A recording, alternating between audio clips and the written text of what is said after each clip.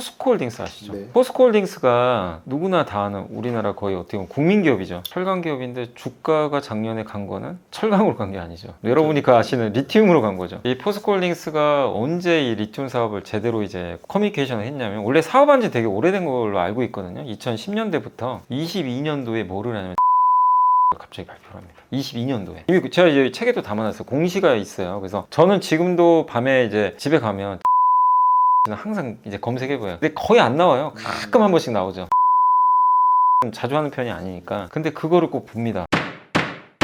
이 장에는 이제 경제 지표에 대한 얘기가 나오는데 사실 요즘 이제 어찌 보면 우리나라가 사실 뭐 미국 증시 눈치를 맨날 볼 수밖에 없는 거고 미국 증시에서 가장 큰 이슈는 물론 11월에 대선이 있긴 하지만 결국은 주식시장에서 가장 큰 매크로 지표는 금리니까 지금 현재 미국의 금리 인하 시기가 이제 도래했는데 주식시장에 근데 사실 또 말들이 많아요. 금리를 또 갑자기 내리면 뭐 아래 공포라고 계속 얘기하니까 이 금리 인하의 시기 어떻게 우리가 바라봐야 될까요? 사실 이제 여기 1편과 다르게 이런 매크로라 그러죠. 보통 이제 경제지표 이게 어렵거든요. 처음 하신 분들 당연히 뭐 금리는 어렵고 환율도 어렵고 근데 주식 투자에 앞서서 제가 이걸 넣은 이유 중에 하나가 이게 사실은 기본이에요. 금리 환율을 모르고 투자하는 거는 사실은 이제 주식 투자를 어떻게 보면 큰 무기를 잃고 좀 시작을 하는 거거든요. 왜냐하면 전 세계 경제가 다 연결되어 있기 때문에 미국이 금리를 낮추는지 그리고 아까 물어보신 대로 금리를 왜 낮추는지 이 이유까지는 알아야 되거든요. 그래서 금리 공부는 저는 꼭 하시길 원하겠고 금리가 그렇게 어려운 건 아니거든요. 결국 금리라는 건 비용이잖아요. 조달 비용이기도 하고 근데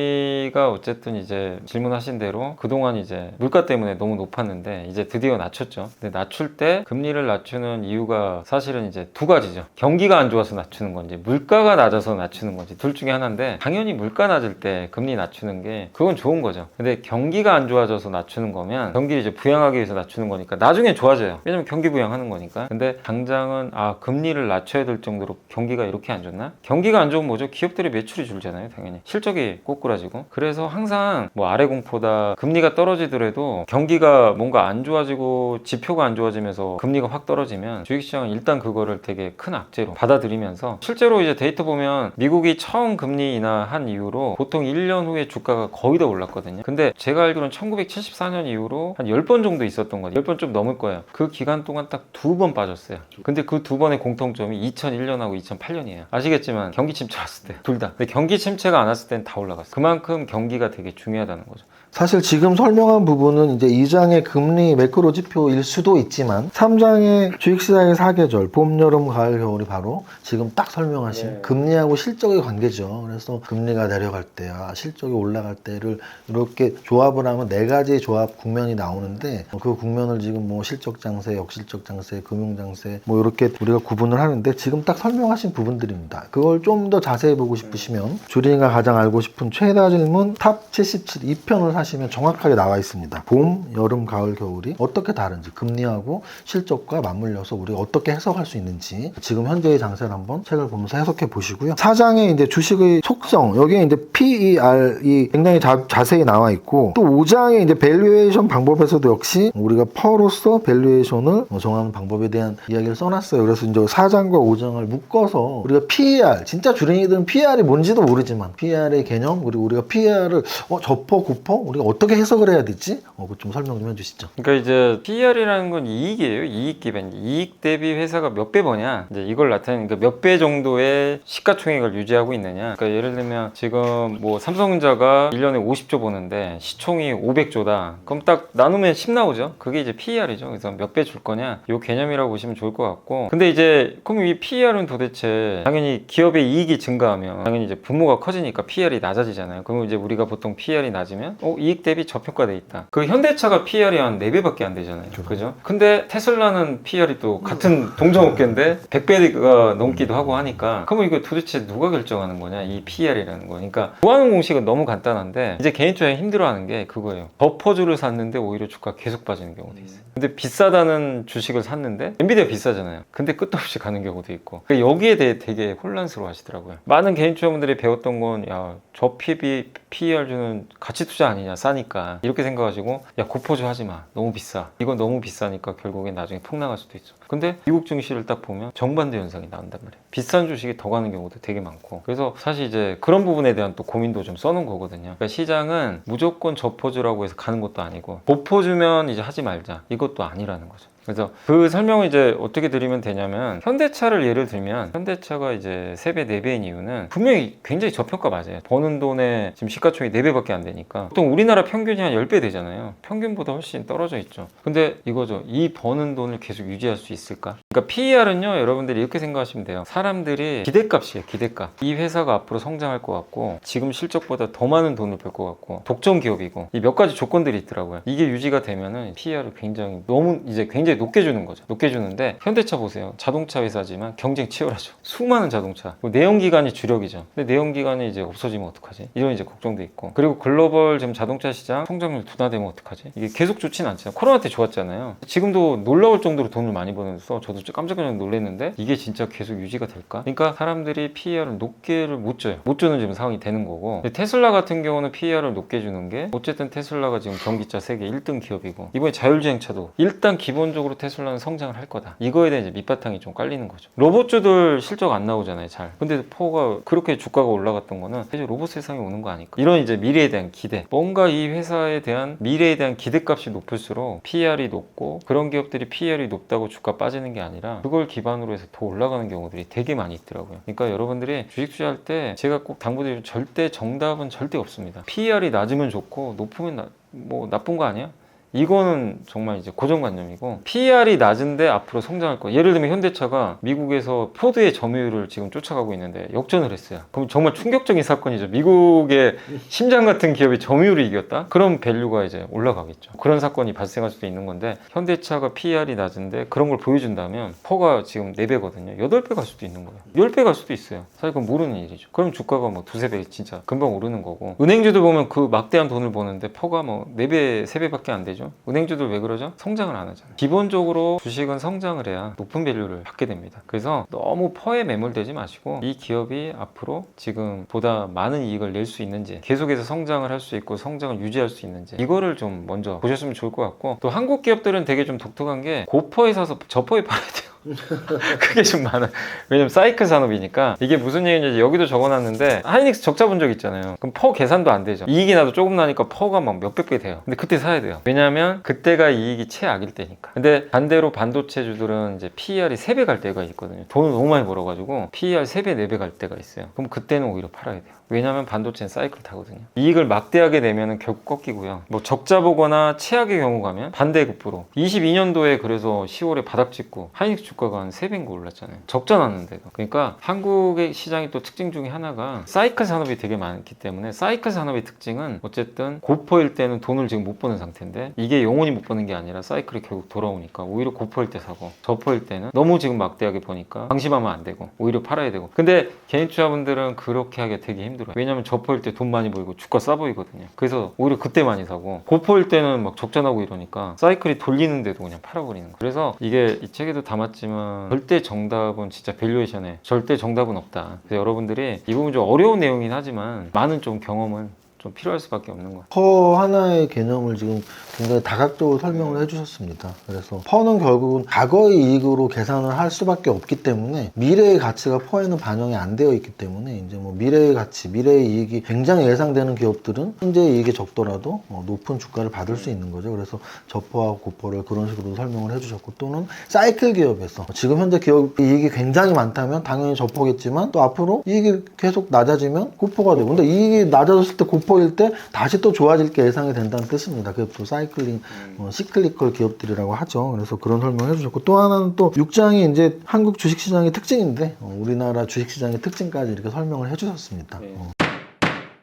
그 다음 7장은 진짜 이건 좀 어려운 내용인 것 같아요. 7장은 기업 분석 방법. 사업 구조 분석이거든요. 사업 구조 분석 어떤 식으로 해야 될까요? 그러니까 이제 기업을 분석할 때 회사를 딱 볼 때 비즈니스 모델이라고 우리가 보통 그러죠. 이 회사가 돈을 뭘로 벌고 있나 지금. 그게 핵심이잖아요. 그러니까 삼성전자는 여러 사업을 하죠. 사실 뭐 가전도 있고 스마트폰도 있지만 삼성전자에 투자하신 분들은 다 반도체를 보고 하는 거죠. 하이닉스는 되게 쉽죠. 반도체예요. 근데 모든 기업이 그렇게 하나만 하는 게 아니라 되게 복합적인 게 되게 LG전자도 사업부가 되게 많잖아요. 근데 가장 먼저 보셔야 될 게 이 회사가 현금을 뽑아내는 현금 흐름 창출 사업이 도대체 뭐냐, 그거부터 파악을 하시라는 거예요. 그게 결국 주가를 결정하잖아요. 그게 뭔지를 이제 어떻게 좀 분석을 할 수 있는지. 근데 그거는 책에도 있지만 사업 보고서 있잖아요. 우리 전자공시 들어가면 이제 1년에 한 번 나오고 분기마다 또 분기 보고서 나오니까 거기 보면 사업 현황 나오잖아요. 사업 개요. 거기에 다 나오죠. 그럼 거기 보면 어떤 회사는 매출 비중이 되게 골고루 돼 있는 회사도 있고, 어떤 회사는 매출 비중이 한 90%, 그리고 두 개의 사업부인데 하나는 10%. 그럼 당연히 90%가 중요하겠죠. 그럼 10%는 이게 어쨌든 비중이 작기 때문에 중요한 사업은 아닐 가능성이 높아요. 그러면 우리는 여기에 힘을 빼지 말고 90% 사업만 분석을 하면 돼요. 이제 그거를 이제 먼저 캐치를 해내시라는 거예요. 항상 이제 기업 분석을 하실 때. 그래서 워낙 우리나라 기업들이 많은 사업들을 좀 하고 있으니까. 근데 네이버 같은 경우는 사업부가 또 많다 보니까 되게 이제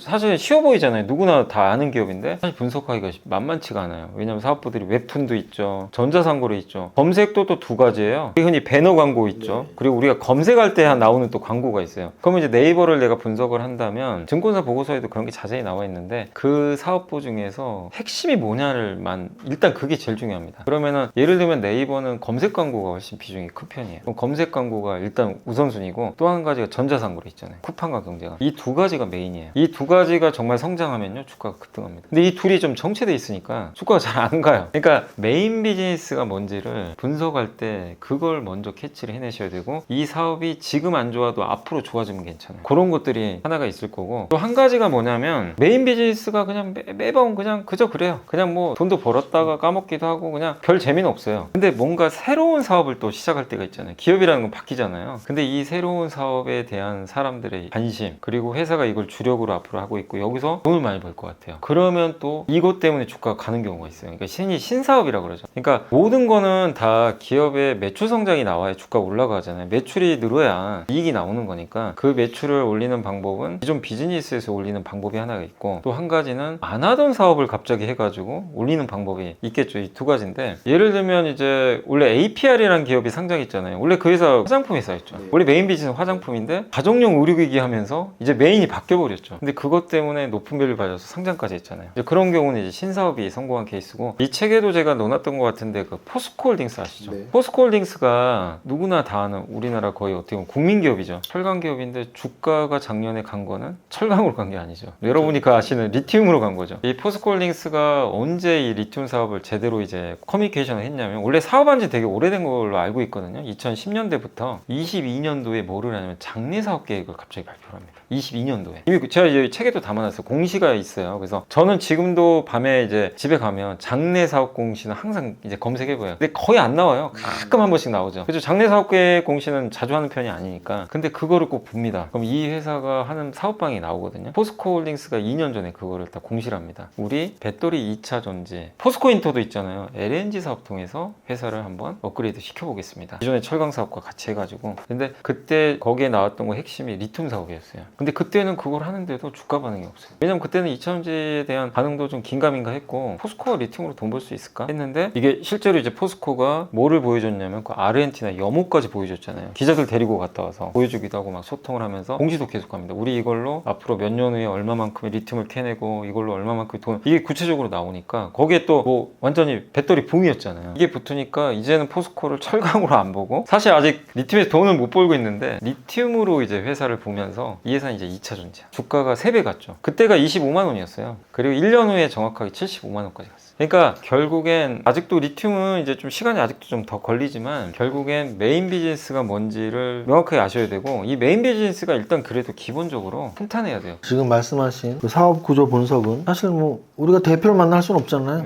다트 사이트, 전자공시 사이트에 다 나와 있다. 그래서 포스코홀딩스 25만 원에서 75만 원까지 가는 3배 오르기 직전에 바로 장내 사업 보고서가 나와서 거기에 이러이러한 사업을 한다, 이런 내용도 나왔다고 하니까 공시 사이트 언제나 좀 자주 들어가서 좀 참고를 해주시고요. 8장은 제가 좀 질문을 좀 극단적으로 좀 드리고 싶어요. 기업 분석 방법에서 이제 이번엔 재무제표에 있는 수치들에 대한 이야기예요. 정량적 분석이라고 하죠. 우리가 수치들에 대한 분석. 우리 염이사님은 이 중에 내가 이제 눈을 가리고 하나만 볼 수 있다. 그 기업에 대해서 어떤 수치를, 이거는 이제 원픽으로 봐야 되라고 말씀하실 수 있을까요? 영업이익이죠. 영업이익. 무조건 영업이익. 영업이익. 그러니까 우리나라는 특히 이제 그 기업들이, 제조업체들이 워낙 또 많다 보니까, 그러기 때문에 이게 순이익보다는, 순이익에서, 왜냐면요 이제 그 영업이익에서 거기서 비정기적인 부분들 막 제외하잖아요. 그래서 이게 좀 순이익과 영업이익의 편차가 좀 그러니까 순이익은 변동성이 되게 심하더라고요. 보면은 그게 어떤 애는 순이익이 막 또 지분법 평가액도 막 반영되다 보니까 어떤 애는 1조 벌었다가 다음에는 뭐 갑자기 사실 실제 손해 본 것도 아닌데 단기 순이익 적자 나는 경우도 있어요. 그래서 이게 결국 영업이익이라는 거는 회사가 뭐 예를 들면 내가 치킨집을 한다면 당사에서 순수하게 번 돈이에요. 번 돈을 우리가 영업이익이라고 하는 거기 때문에 영업이익이 결국엔 그 회사의 가장 중요한 저는 지표다. 그 영업이익에서 모든 게 다 창출이 되는 거기 때문에 그래서 영업이익이 제일 저는 좀 중요하다고 좀 말씀을 드리고 싶은 거고 근데 그 영업이익을 내려면 방법은 여러 가지가 물론 있겠죠. 근데 우리가 이제 영업이익을 구하는 공식은 뭐냐면 매출이 뭐죠? P 곱하기 Q죠. 그러니까 치킨을 1만 원짜리를 10개 팔면 10만 원이죠. 그게 매출이죠. 그래서 P 곱하기 Q, 단가 곱하기 수량, 요 매출에서 비용 빼면 C라 그러죠. P 곱하기 Q 마이너스 C. 그럼 영업이익이 나오거든요. 그래서 요건데 여기서 제일 안 좋은 거는 영업이익은 늘었는데 비용 줄여서 나온 거. 그건 오래가기가 어려워요. 결국은 핵심은 앞에 있는 매출을 증가시켜야 돼요. 사실은요, 기업들은 고정비가 많이 나가잖아요. 그러니까 C는 사실 일정해요. 근데 이제 C가 많이 들어가는 업종들도 있어요. 예를 들면 석유화, 나프타나 뭐 원재료 비용 많잖아요. 그런 거 컨트롤하기도 어렵고. 그러니까 그런 기업들은 사실은 좀 이렇게 영업이익이나 이런 것들이 등락이 되게 심한 편인데, 근데 기본적으로 SK하이닉스도 고정비잖아요. 정량적 분석 잘 들으셨죠? 영업이익이 가장 중요한데 많이 팔아서 영업이익을 늘린 회사를 찾아라. 이렇게 정리를 해드릴 수 있고요. 마지막 구장은 영희사님이 하루 종일 하는 일과의 뭐 한 50% 이상일 텐데 증권사 보고서 활용하기 우리나라에서 가장 증권사 보고서를 하루에 가장 많이 읽으시는 분이니까 물론 영희사님이 한 그 방송 1시간을 보면은 10시간짜리를 보시는 거니까 가장 좋지만 그래도 직접 한번 읽고 싶어 하시는 분들한테 좀 리포트 보는 좀 노하우라고나 할까요? 그런 것 좀 한번 가르쳐 주시죠. 네, 그러니까 이제 보고서가 너무 많으니까 사실은 그래서 이제 제일 중요한 거는요, 이제 그 증권사 보고서가 세 종류거든요. 그러니까 어떻게 보면 시황 보고서, 그러니까 뭐 매크로 보고서라든가 투자 전략 이런 게 하나 있고, 그 다음 산업 보고서, 업종 보고서 하나 있고, 기업 보고서죠. 근데 이 매크로나 시황이나 이런 건 좀 어려워요, 사실 난이도가. 어느 정도 이제 이런 지식도 좀 경제 지표도 알아야 되니까. 그래서 그건 가장 나중에 하시고, 제일 저는 권유드리는 게 일단 산업. 산업부터 해야 돼. 특히 한국은. 왜냐면 한국은 업종에 따라서 주가가 결정되는 경우가 너무 많거든요. 우리 방산도 마찬가지잖아요. 근데 그냥 개별 기업으로 보면은요, 이게 우리가 어떤 프로젝트를, 그러니까 이게 직장생활 하시는 분들 기획할 때 보면 먼저 큰 그림부터 그려야 되잖아요. 프로젝트를 짜고, 이게 어떻게 이제 순서들 짜고. 근데 그게 아니라 처음에 작은 것부터 시작해가지고 이렇게 나가는 것보다는 먼저 큰 틀을 짠 다음에 거기서부터 이제 디테일하게 나가는 건데, 그걸 이제 우리가 보통 이제 탑다운 방식이라고 그러잖아요. 근데 주식 투자할 때는 우리나라 시장은 저는 탑다운이 좀 잘 맞는 것 같아요. 업종부터. 어떤 보고서는 뭐 100페이지가 넘어요. 근데 저는 100페이지 넘는 건 다 읽어봐요. 그냥 쓴 게 아니거든요. 페이지 수가 길다는 건 영혼을 갈아 넣으신 거예요, 사실은. 엄청 공들여 쓴 거다. 네. 그리고 산업 공부할 때 우리가 산업을 다 할 수는 없잖아요. 너무 어렵기도 하고. 근데 어쨌든 그런 산업 보고서들을 자기가 관심 있는 것들을 보다 보면 공부가 진짜 됩니다. 아, 이 산업이 이렇게 움직이고 어떤 메커니즘이 지금 어느 업황에 있고 이런 것들 다 볼 수 있기 때문에 산업 분석 보고서 중에 페이지 수 긴 거는 꼭 저는 한번 보셔라. 힘들어도. 잘 들으셨죠? 증권사 리포트는 기업 분석은 일단 보지 마시고 아니, 안 보라는 건 아니고 순서가 왜냐하면 산업 분석을 볼 시간도 없습니다. 우리 직장인분들. 산업 분석을 꼭 먼저 보시고요. 특히 모든 산업 보고서를 또 다 볼 시간이 없으신 분들 여러 가지 특징적인 이야기들 해주셨죠. 결론은 영혼을 갈아놓은 보고서를 찾아라. 긴 거일 수도 있고 처음 쓴 거일 수도 있고 커버리지라는 말이 들어간 거일 수도 있고 어쨌든 자신만의 노하우로 정말 정성껏 쓴 산업 분석이다 이렇게 보신다면 여러분들이 한 번 보지 마시고 계속 또 여러 번 보시고 정리도 해보시고 자기 것으로 만든다면 그 산업은 내게 되겠죠. 만약에 내가 방산이 뜨기 전에 방산 산업을 이렇게 연구를 했다면 또는 화장품이 뜨기 전에 또는 2차 전지가 뜨기 전에 그 산업을 연구했다면 여러분들이 햄버거의 주인공이 되었을 수도 있습니다. 그래서 산업 분석 열심히 하시고요. 마지막 질문 드릴게요. 2달 반 정도 남았어요. 2024년이. 2024년 2달 반 남았는데 연말 되면 또 어떻게 돼 있을지 모르죠. 지수가 지금보다 올라가 있는지 떨어져 있는지 또는 어떤 산업이 가던 산업 예를 들면 제약바이오가 더 갈지 또는 얘가 2달 만에 또 여기까지 와 있어? 아무도 모릅니다. 아무도 모르는데 우리는 그걸 예측이라고 하죠. 그래서 우리 여미사님이 아주 간단히 시장뷰 간단히 해주시고 마무리하겠습니다. 지금 우리나라 시장 보면 되게 답답하잖아요. 근데 분명한 건 저평가된 지수까지 또 내려왔기 때문에 삼성전자 주가만 봐도 거의 밸류에이션으로는 역사적 저점까지 왔거든요. 그러니까 이런 구간에서는 주식 투자를 무서워할 구간은 아니에요. 우리가 좀 무서워야 될 건 좀 많이 올랐을 때, 너무 좀 낙관적일 때. 근데 한국 주식에 대한 거를 많이들 얘기하시는 거 보면은 보면은 그 개인 투자분들도 그렇죠. 한국은 안 된다. 이런 이제 심리들이 워낙 많다 보니까 굉장히 좀 비관론에 많이 좀 잡혀 있죠. 그래서 오히려 그렇기 때문에 한국은 그럴 때 투자했을 때 나빴던 경우는 그렇게 많지 않아요. 반대로 미국과는 좀 다른 스타일이죠. 그래서 지금은 저는 좀 주식을 좀 할 때가 아닌가 이렇게 좀 판단을 일단 하고 있고, 그리고 그런 심리적인 부분만이 아니라 지금 한번 여러분들 생각, 미국이 금리 낮췄죠. 근데 미국 금리 낮춘 게 일시적인 게 아니잖아요. 26년까지 낮춘다고 했으니까. 예. 그럼 어쨌든 금리가 떨어지면 기업들의 비용 부담이 줄기 때문에 당연히 긍정적입니다. 그리고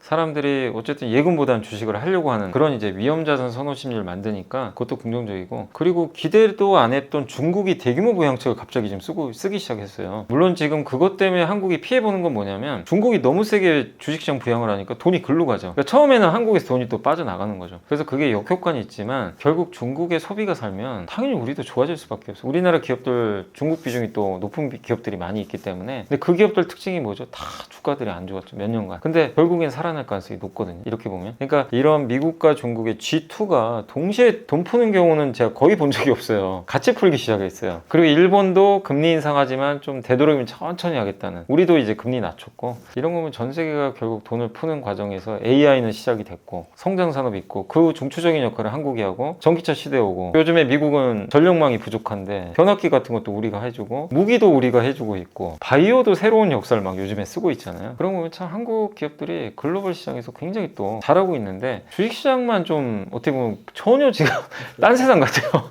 되게 이렇게 보면 되게 조건들은 너무 좋거든요. 근데 주식시장만 반영을 못하는, 뭔가 좀 안타까운 거죠. 근데 결국 이런 환경들이 결국 둘 중에 하나죠. 결국엔 이 지금 환경들이 다시 악화돼서 주식시장과의 괴리를 맞출 수도 있지만 주가가 올라서 괴리를 맞추는 경우들도 있잖아요. 저는 그 후자가 되지 않을까. 이 환경이 당장 바뀔 환경들은 아니잖아요. 지금의 좋은 환경은 계속 당분간 이어질 환경이기 때문에 못 갔던 한국 시장으로도 결국 저는 자금도 들어오고 좋을 것 같아서, 정말 국내 증시 하시는 분들 힘드시겠지만 잘 인내하신다면 그래도 지금보다는 좀 더 좋은 주가 흐름 나오지 않겠냐. 그리고 그거를 이제 마지막으로 결정해 줄 건 사실 이제 정치권이죠. 금투세를 폐지만 해준다면 분명히 또 시장 분위기 완전 바뀔 거라고 보거든요. 세금만 좀 빨리 해결해 주시면 더 좋지 않을까, 이렇게 생각은 하고 있습니다.